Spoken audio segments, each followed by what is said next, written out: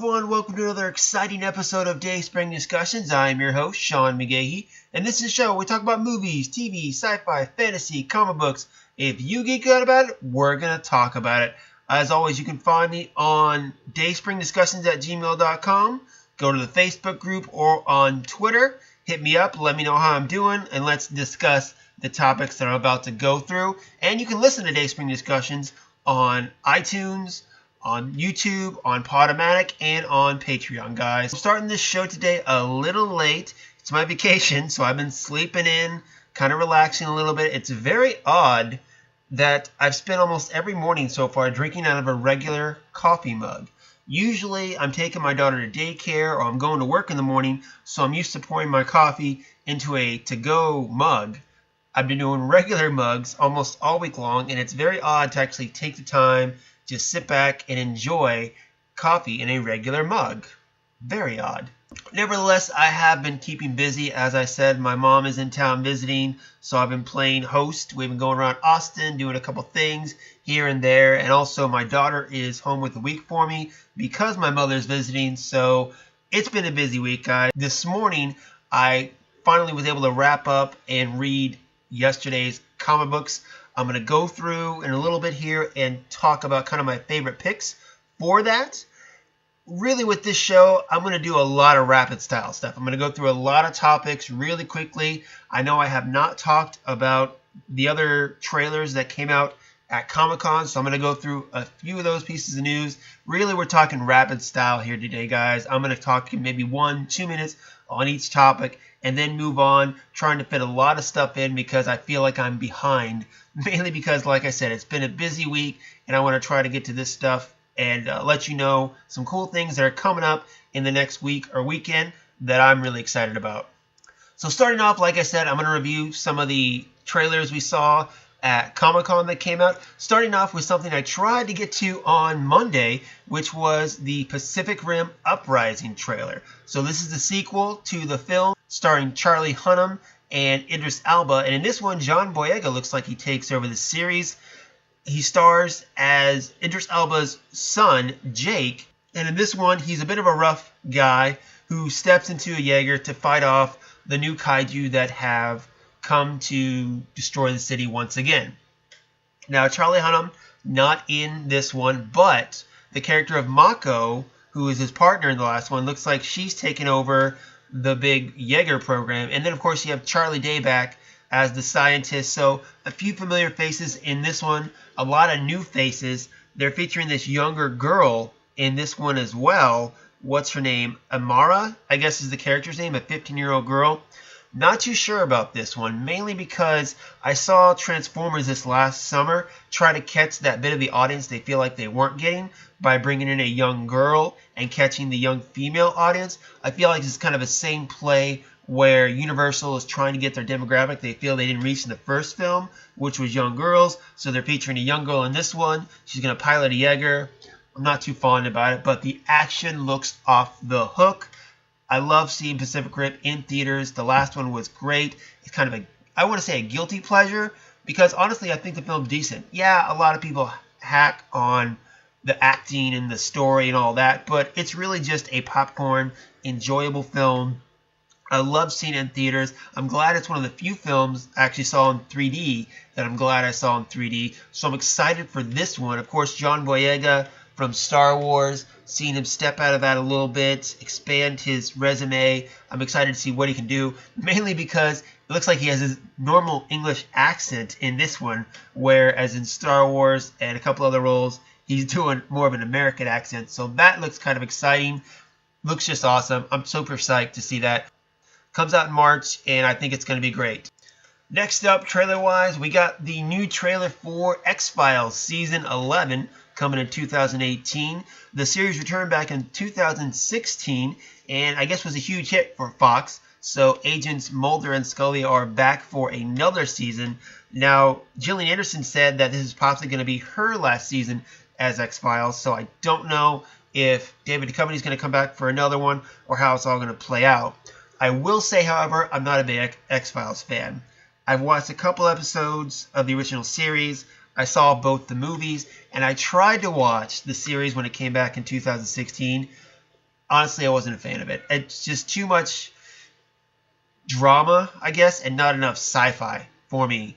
I guess you could put it that way. But nevertheless, I know it has a big cult following. I understand why people like it. It's just not up my alley. But the new trailer premiered at Comic-Con. I'm sure a lot of people are excited about it. I'm just not one of them. Go check it out. Let me know if you're excited about it. Hit me up on the Facebook group or on Gmail, and let me know why you love X-Files and why you think I should. And the final trailer I want to talk about today is that Marvel and Hulu premiered their first trailer for Runaways. Now, this is based off the Marvel Comics series about a bunch of teens who run away from their evil parents. I'm sure every kid thinks they can relate to that kind of situation. Now, the original Runaways series, I read a little bit of. I picked it up when Joss Whedon was writing it quite a while ago. And honestly, even with Joss Whedon writing it, I wasn't a big fan of it. I like the premise, though. The series looks interesting, and I think I'm definitely going to check it out. I'm not sure kind of what the Marvel connection. I didn't see any, like, Marvel Comics superhero connection in all of it. Maybe they're trying to underplay that a little bit. Not sure, but in any event, the trailer looked interesting, so I'm going to check it out and see how it goes. And you guys, of course, check it out. Let me know what you think of it. Alright guys, let's finish up the housekeeping stuff here with a couple of shows that have come out. Now this week was the premiere of all the new CW premieres. You got Supergirl, Flash, Arrow, DC's Legends of Tomorrow, all of them premiering this week with new seasons. I have not checked them out. I'm going to be honest. I have been busy, like I said, entertaining, whining, and dining. So I have not checked them out. That's on my list of things to do. I'm going to get to them, and hopefully I will actually do a review. I'm going to try to bring my friend Aaron back, who we did the season finale reviews for all the CW shows. Hopefully I'm going to try to bring him back to where we can do the season premiere reviews, and we can talk about all that and what we think about the seasons and where it's going and whatnot. So stay tuned for that, guys. Now, going along with that, at New York Comic Con, we got our first glimpse of the Constantine animated series that's going to be on the CW Seed. Constantine is the second animated series that is set in the Arrowverse. The first one was Vixen, got 2 seasons on the CW Seed. Constantine being voiced by Matt Ryan, the gentleman who starred in NBC's live-action Constantine. It only lasted 1 season and was canceled, but then Matt Ryan has gone on to make an appearance in Arrow as Constantine. He voiced Constantine in Justice League Dark, the DC animated film, and he's back voicing him again for this series too. And from what we've been told, it looks like he's also going to appear on DC's Legends of Tomorrow this season as Constantine as well, back in live action form. I don't think this means there's a connection between the NBC series and the Arrowverse, but Matt Ryan plays a good Constantine, does a good job with the character. I saw the clip they showed at Comic-Con, the little snippet of Constantine, and it's cool. I'm definitely going to check it out. I like the character. I love the Justice League Dark animated movie. I thought it really showed what you can do with that world, with him, Zatanna, Deadman, all those characters. I think it was very interesting, and I would love to see a Justice League Dark live-action movie. I don't know if we're going to get it. I don't know if Matt Ryan will be Constantine again in it, but I'm excited for this Constantine animated series and to see maybe Constantine more in the live-action Arrowverse. Who knows? Maybe if this is all a hit, he might get another Constantine live-action series in the Arrowverse. I doubt it, but the animated series I think looks really cool, and I'm definitely going to check that out. Continuing on, sweeping up all this mess that I have to clean up here. This weekend we got a couple good things coming out. Professor Marsden and the Wonder Woman. That's right, the story of the origin of Wonder Woman is coming out, starring Luke Evans. This origin is a little bit different than what you might think, and from what it's coming off as, talking about the risque and kind of taboo relationship between Marston and his wife and another young woman. I don't think the average superhero crowd is going to want to see this from kind of reviews and what I've seen from the trailers. There's a new trailer that came out I think a couple days ago they showed at Comic-Con too. I've been very interested in the origin of Wonder Woman and her creator ever since I saw the featurette on the Batman v Superman Blu-ray. I wasn't really aware of what the creator of Wonder Woman was like and how he was a psychologist that created this character to kind of show that women can be strong and all the scrutiny he took because of it. This movie looks like it's going to show his inspiration for it, the women who inspired him to make Wonder Woman, but also a possible dark side to that creation as well. I think it's going to be interesting. I'm going to check it out this weekend, and maybe I'll get Lisa to come with me. Also, premiering is the next and fourth season of Voltron, Legendary Defender. That's right, one of my favorite animated series out right now. Voltron Legendary Defender got Season 3 that came out back in August, and Season 4 is set to come out tomorrow. I'm excited about it, but not as excited as I was for Season 3 because Season 2 left off on such a high note.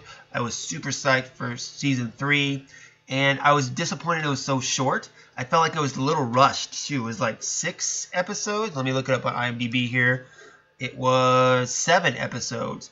And I liked the story they told, but I felt like it was just a little rushed, especially with the switching of the lions and bringing Shiro back. I felt like it should have had at least 10 episodes on that.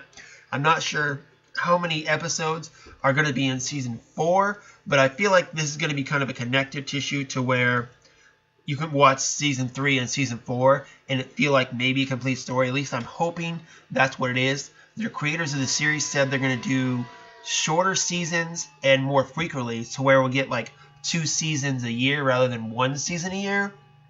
Really, it's the same difference in my opinion, but I guess it's kind of nice to where every couple of months we'll get some episodes of Voltron.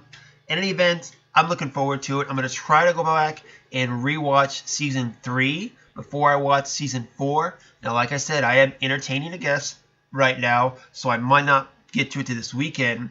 I have done reviews of Season 2 and Season 3, so I'm going to try to do another review of Season 4 once I watch it, hopefully this weekend.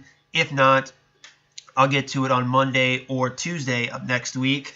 It feels like I'm piling a lot on for this weekend between movies and stuff to have to catch up on. We all know I'm not probably going to get to it all, and I'm going to try my damnedest to let you guys know what I think about it all. So hang on, and I'll do the best I can, all right? Speaking of awesome animated series, Monday we get the Season 4 premiere of Star Wars Rebels. That's right, Rebels is back on Disney XD. It is the 4th and final season of this awesome series. Me and Lisa, big fans of Star Wars Rebels because we're big Star Wars fans. And I will confess, I got to watch the first half of this premiere at Star Wars Celebration back in April. So the first 20 to 25 minutes I've already seen, but this one's going to be an hour-long premiere. So there's the second half that I haven't seen that I'm looking forward to. Based off the trailers, this is going to be a wild season. Also, what we know from Rogue One, A New Hope, and the Star Wars lore, not all the characters are going to make it to Rogue One and A New Hope. Some of them might break away. Other bad things might happen to some. We don't know. We'll have to wait and see. Season 4 is set to have 16 episodes, and Dave Filoni, who was just on the Star Wars show yesterday, promised no filler episodes, which is great because I hate those filler episodes. Really awesome. Really excited. I'm very curious, of course, what's going to happen to Ezra. He's going to go dark? No. Is Kanan going to bite it? Because he seems to be the #1 person that people are talking might not make it out of the series alive. And then, of course, you have the whole story with the Mandalorians and Sabine and the Darksaber and all that. A lot of stuff going on. It's my theory, or the way I might end this series in my eyes, just to give you guys a little look into my brain, is we know that Hera and Chopper make it to Rogue One. We don't know anybody else does. I can see Zeb going out, or the fact that he's one of the last of his people. He helped colonize a new planet for them. I can see him going back and helping with that. With Sabine, I can see her going back to Mandalore and helping rule Mandalore and get that whole planet back into order. With Kanan and Ezra, what I would like to do, kind of my dream of what I think is that we know Hera and the Ghost make it to Rogue One. They're in the Battle of Scarif.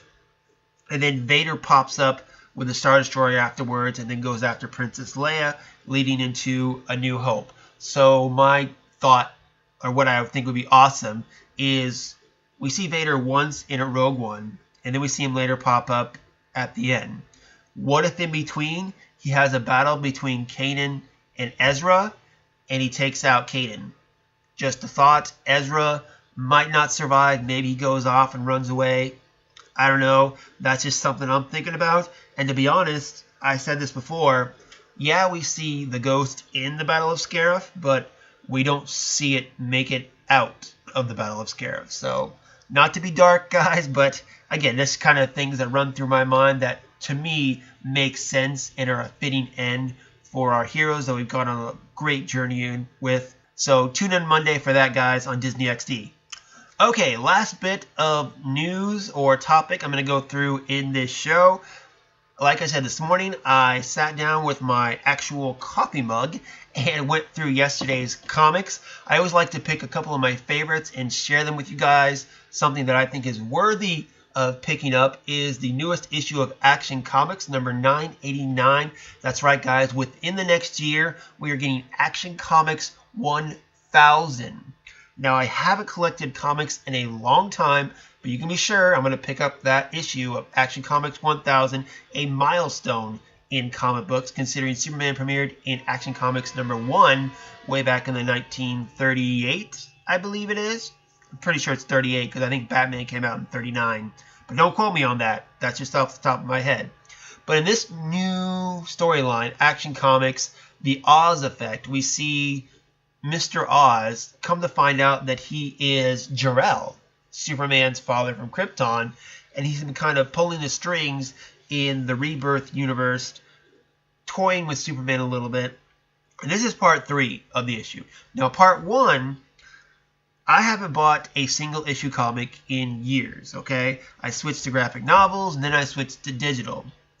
I actually went to a comic book store and actually bought a physical issue of part 1 of the Oz Effect because I loved it so much.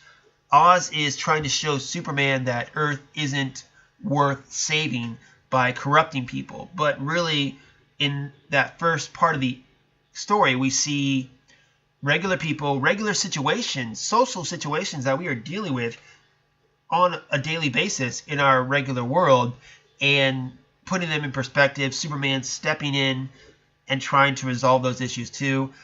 Great issue. If you haven't checked it out, I definitely recommend this. Part 2 was mainly about Jor-El explaining how he got off Krypton. And then we have part 3 here, which is Jor-El stepping in and trying to bring Jonathan into the fold, bring Superboy into the fold, and almost trying to, looks like going to corrupt him into his way of thinking. It's a very interesting story. Dan Jurgens writes this. He does a great job. The art, I love the art of this storyline too. Very good stuff. Go check it out, guys. I think it's a great issue. Another issue I want to go check out, Detective Comics number 966.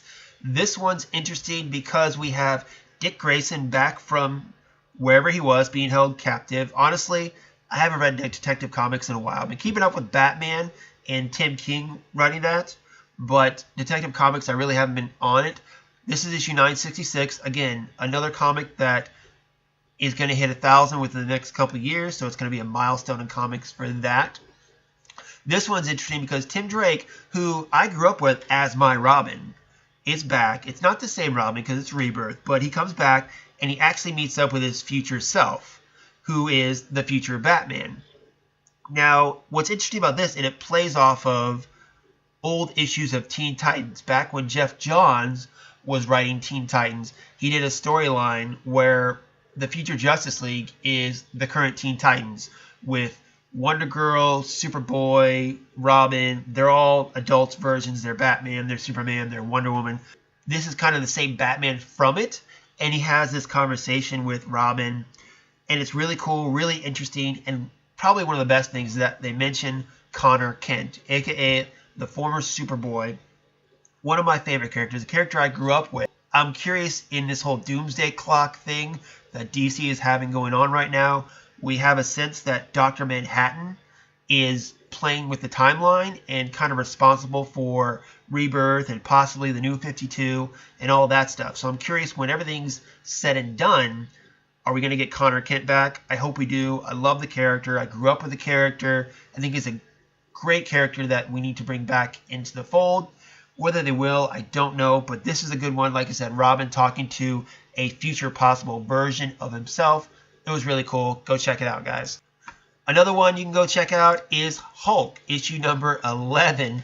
Jen Walters, I'm loving this comic so far. It's a little different where Bruce Banner is dead. And Jen, or She-Hulk, has taken over, and just her comic is called Hulk. And she's been dealing with stuff as a lawyer, trying not to Hulk out too much, but not really having a lot of luck with that. But in this one, it's a break issue, or it's a breathe issue, as you call it, where she just had a lot of stuff happen during the last storyline. And this is kind of a single issue, or we think it is, to where Jen goes on a date. She signed up for some dating app, and she found a guy, and she's going out on a date. And it's a quirky issue where you have your narrative bubbles, and Jen is breaking the fourth wall by talking to the audience, putting her own thought bubbles over the thought bubbles in the comic, and it's just really funny, a really quirky issue. Not to spoil it, but it turns out the guy she's meeting for a date is a total jerk and actually a robot, and the whole thing was set up by someone who has been watching Jen and testing her. And if you look at the cover for the next issue, it looks like the old Hulk villain leader might be the one behind it all, testing Jen. I love the leader. He's a great fold for the Hulk throughout the years. I'm interested to see how they bring him into this comic, especially since I've enjoyed the writing of this comic, and how he's going to attack Jen and deal with Jen and test Jen in all sorts of ways. Really interesting, just a quirky issue, so that's why I recommend going and picking it up, guys. And the last one, guys, that I'm going to recommend checking out is something that is not part of the big two, nor a DC nor a Marvel comic. It's by Red 5 Comics. Of course, Red 5, a nice Star Wars reference there. But it's this little mini-series I've been following called After Eden. So basically what it is, it's talking about after, in biblical terms, Eve bit the apple, and then she got Adam to bite the apple, and they were kicked out of Eden. And it's about their life afterwards, trying to find their own home. But really, you have angels in it too, where they look, super cool, like superhero-esque, and they're fighting Satan while they're battling for the souls of Adam and Eve and trying to influence their decisions. All this really cool stuff is going on in the background. And in this final issue, you got a battle between Satan and it's just an interesting comic, an interesting comic book fantasy take, the tales of the Bible, adding a superhero or mystical sense to it all. I recommend checking out this miniseries. And that's it for me, guys.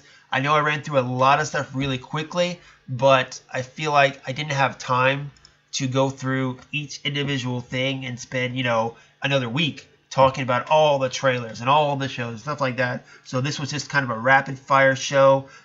Go check out some of the stuff I recommended. Are you excited for Voltron? Excited for the CW shows? How are the CW shows? Let me know. Like I said, I haven't watched them yet. Are they starting off good? I have high hopes for Arrow. Flash kind of ended me on a meh note, and then I like Supergirl. I'm going to check out DC's Legends tomorrow, even though I think I'm not going to get past the first episode because I'm not really a fan of the show. I'm also not sure when Black Lightning premieres. I need to check up on that. I know, guys, I'm doing horrible this week.